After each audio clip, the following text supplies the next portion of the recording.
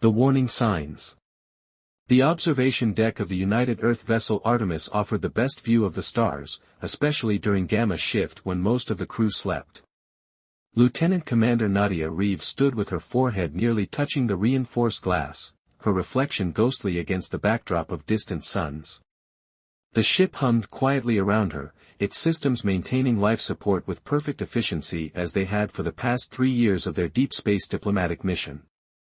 Couldn't sleep again. The voice belonged to Commander Jackson Porter, her direct superior and longtime mentor. Nadia didn't turn.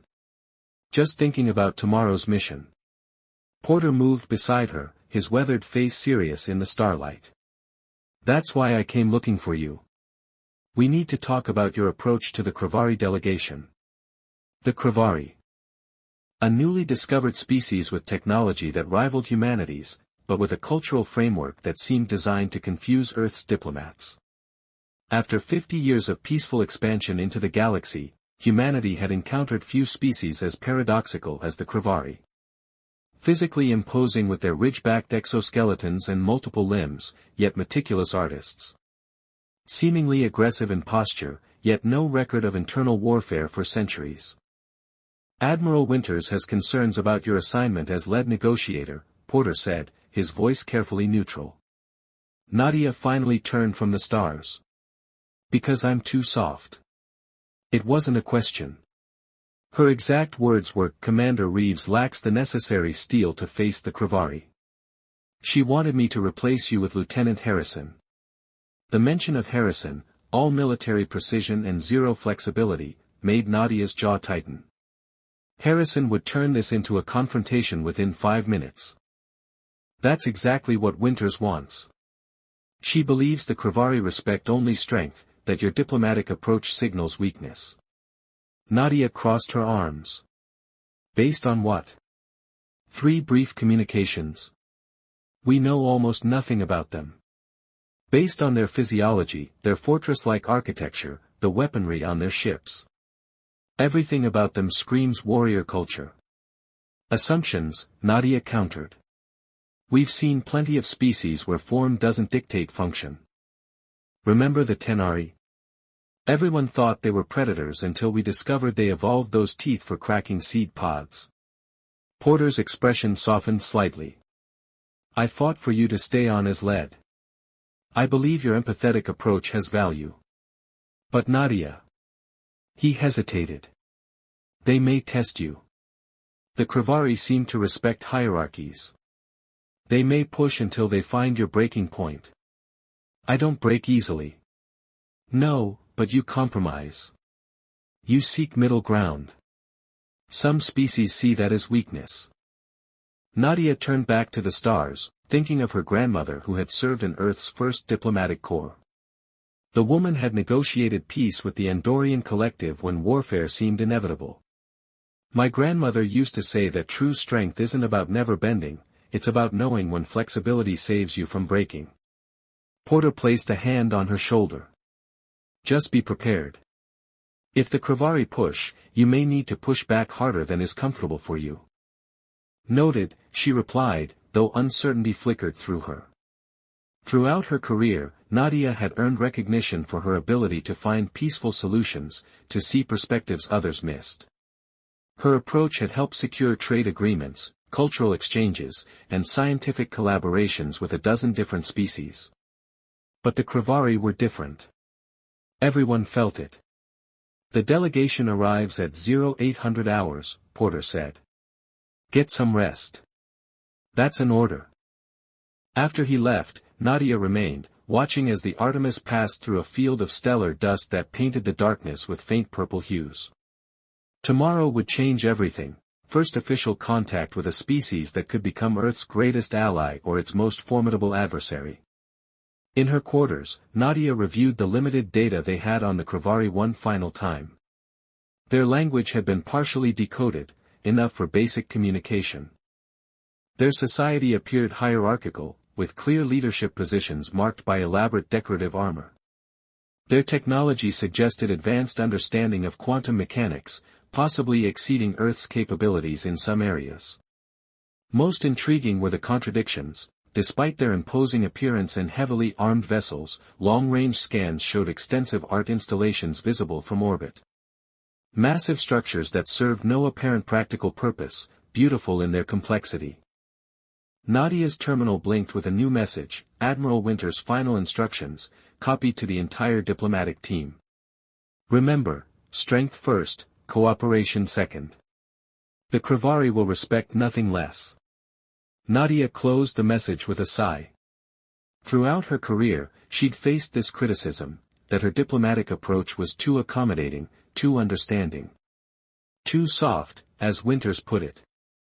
Yet her record spoke for itself, 23 successful first contacts, 17 trade agreements, all without a single shot fired.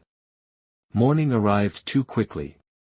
Nadia dressed in her formal diplomatic uniform, charcoal gray with the Earth Alliance insignia embroidered in silver thread across the left shoulder. As she fastened the ceremonial pins that denoted her rank and accomplishments, she caught her reflection in the mirror. Dark circles shadowed her eyes, but her gaze remained determined. The ship-wide announcement came precisely at 0730, Krivari vessel approaching. All diplomatic personnel report to Hangar Bay 3. When Nadia arrived, the hangar buzzed with controlled tension. Security officers lined the walls, their uniforms pressed to perfection, weapons holstered but visible. Scientific teams huddled near their equipment, whispering excitedly.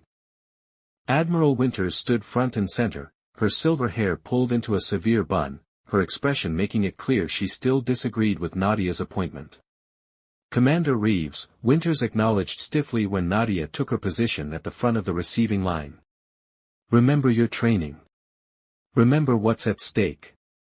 Before Nadia could respond, Porter arrived with the latest update. Krivari shuttle has cleared our defensive perimeter. Docking in 3 minutes. The hangar fell silent as the massive external doors parted, revealing the approaching Krivari shuttle. Unlike the sleek designs favored by humans, their craft appeared angular and ornate, covered in what looked like intricate carvings that probably served both aesthetic and functional purposes. As the shuttle settled onto the deck with surprising gentleness, Nadia squared her shoulders and stepped forward. First impressions mattered. Despite her disagreement with Winter's approach, she recognized the importance of projecting confidence. The shuttle's entry ramp extended with a soft hiss of hydraulics, and for several long moments, nothing happened. Then, a figure appeared in the doorway, taller than any human, with an exoskeleton that caught the light in iridescent patterns of blue and green. 4 primary limbs and 2 smaller secondary appendages moved with fluid grace as the Krivari descended the ramp. Behind this first figure came 5 others, each wearing what appeared to be ceremonial armor that accentuated their already imposing frames. The leader, distinguished by elaborate markings across its upper thorax, approached until it stood just 3 meters from Nadia.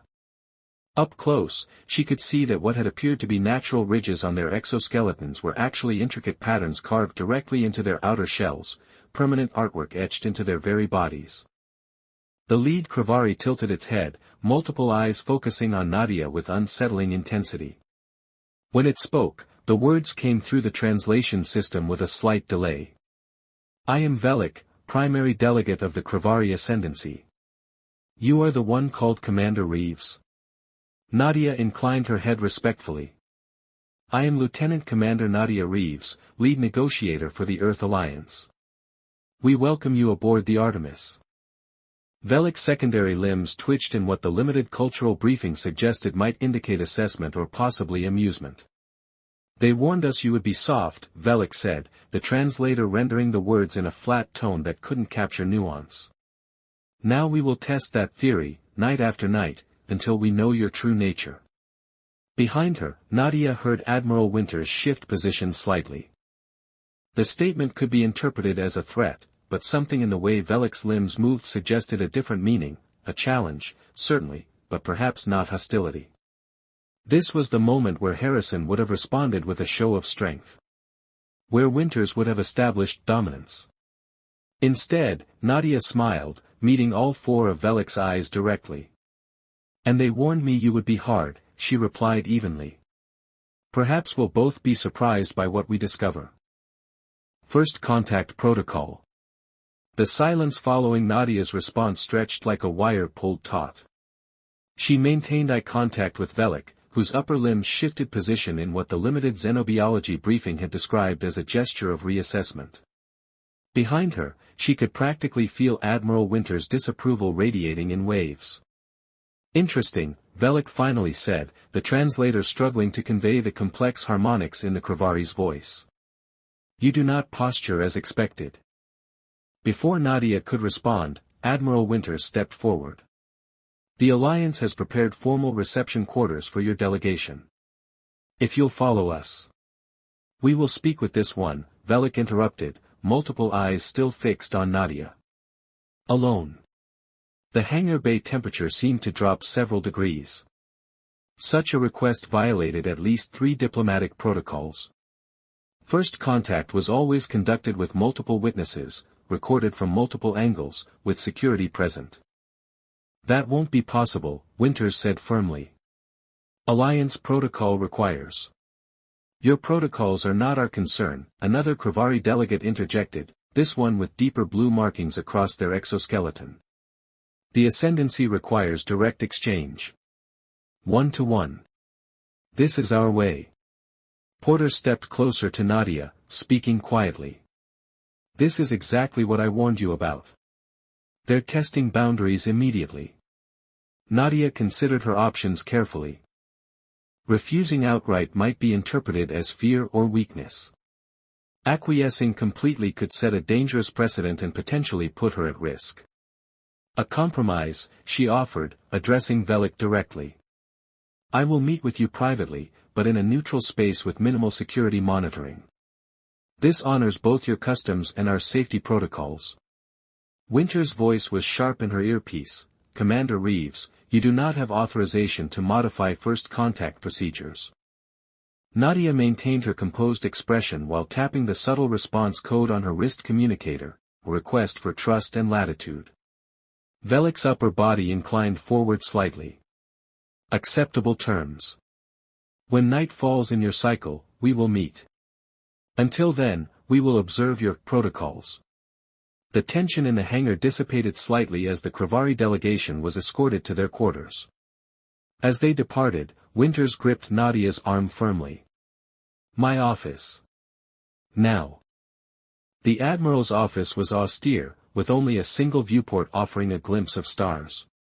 Winters paced behind her desk while Porter stood silently by the door. You directly contravened established first contact procedure, Winters began without preamble. Offering a private meeting? What were you thinking? I was thinking that rigidity would get us nowhere, Nadia replied, standing at attention. The Kravari clearly value personal interaction over formal delegation. Based on what evidence? Your gut feeling. Winter's tone was scathing. Based on their physical communication, Nadia explained. Their secondary limbs display emotional states. When I suggested compromise, those limbs relaxed from a threat posture to what our xenobiologists classify as receptive. Porter cleared his throat. She's right about that, Admiral. The preliminary data suggests the secondary limbs are primarily used for emotional signaling. Winter's expression remained stony. And what if this is exactly what they want? To isolate our negotiator, to find weakness they can exploit? Then they'll discover I'm not as soft as they've been led to believe, Nadia replied with quiet confidence. After a moment of tension, Winters sighed. The damage is done. The meeting will proceed as agreed, but with conditions. You'll wear a subcutaneous tracker. Security will be stationed within 30 seconds of the meeting location. And at the first sign of threat, we extract you, diplomacy be damned. Understood, Admiral. As Nadia turned to leave, Winters added, and Commander. Remember why we're here. The Kravari control access to the Vetri Nebula and its rare mineral deposits. Earth needs those resources. Don't let your search for understanding compromise our strategic interests. The statement followed Nadia like a shadow as she spent the next hours reviewing the limited information they had gathered from passive scans of the Kravari vessel. Their technology incorporated biological components in ways Earth scientists had only theorized about. Their energy signature suggested power generation capabilities far beyond current human technology. Evening approached with unsettling speed. The observation lounge selected for the meeting had been cleared of all personnel except for Lieutenant Okafor, who would install Nadia's tracking device. "This will pinch," Okafor warned as she pressed the injector against Nadia's forearm. The tracker slipped beneath the skin with a brief sting. "Commander," Okafor hesitated. "The security team wanted me to tell you, we're with you on this. Whatever happens." The vote of confidence from the normally reserved security officer surprised Nadia. "Thank you, Lieutenant. They think you're soft because you listen more than you talk," Okafor continued, packing away her equipment. "But those of us who've served with you know better." When Okafor departed, Nadia was left alone in the observation lounge. She dimmed the lights slightly to better showcase the stellar view, then stood watching distant stars shimmer through a nearby nebula's purple haze. Whatever happened tonight would set the tone for all future interactions with the Krivari. Precisely at ship's midnight, the door slid open. Velik entered alone, moving with that unsettling fluid grace despite their considerable size. In the dimmed lighting, Nadia could see bioluminescent patterns pulsing beneath the surface of their exoskeleton, communications or emotional indicators, perhaps. "Commander Reeves," Velik acknowledged, approaching the viewport. "Your stars look different from this angle." "The universe offers endless perspectives," Nadia replied. "That's why discourse between different species is so valuable." Velik's secondary limbs twitched in what Nadia was beginning to recognize as amusement. "You speak like a Krivari philosopher. Yet your admiral speaks only of resources and strategic advantage." The observation struck uncomfortably close to Winter's parting words. "The alliance contains multitudes," Nadia said carefully. "Different voices, different approaches. And which approach truly represents your people? The hard edge of your admiral, or your softer touch?" Nadia considered her response carefully. "Both are necessary. Strength protects, but flexibility connects. Without both, civilizations stagnate." For several moments, Velik studied her silently. Then, with deliberate movements, they reached toward one of the decorative plates on their exoskeleton and detached it. The action seemed to require effort, perhaps even causing pain. "Do you know what these markings represent, Commander?" Velik held the detached plate toward her. Nadia hesitated before accepting it. The plate was surprisingly light, covered in intricate carvings that seemed to tell a story through symbols she couldn't decipher. "Our history teaches that strength without wisdom leads to extinction," Velik explained. "Each Krivari carves their understanding of this truth into their own body. The deeper the carving, the more profound the commitment to wisdom." Examining the plate more closely, Nadia realized the carvings went completely through in some places, creating delicate, lace-like patterns. "You voluntarily weaken your protective shell to demonstrate commitment to wisdom?" she asked, the implications dawning on her. "Precisely." Velik's secondary limbs moved in a pattern suggesting approval. "Those with the most intricate carvings, those who have sacrificed the most physical protection, are our most respected leaders." Nadia handed the plate back with newfound reverence. "Among humans, we often say that vulnerability requires the greatest courage. Perhaps our species are not so different after all." Velik reattached the plate to their exoskeleton. "Your admiral believes we respect only strength, physical might, strategic advantage. She is wrong. We respect the strength it takes to remain soft in a universe that demands hardness." The revelation shifted everything. Nadia's approach wasn't wrong, it was precisely what the Krivari would respond to. "The Ascendancy has watched your species for some time," Velik continued. "We've observed your interactions with other worlds. Some of your representatives lead with threats, with displays of power. Others, like you, lead with understanding. And which approach does the Ascendancy prefer?" Velik's bioluminescent patterns pulsed brighter. "That is what we came to determine." The resources you seek in the Vetri Nebula are precious to us, not for their material value, but for their cultural significance.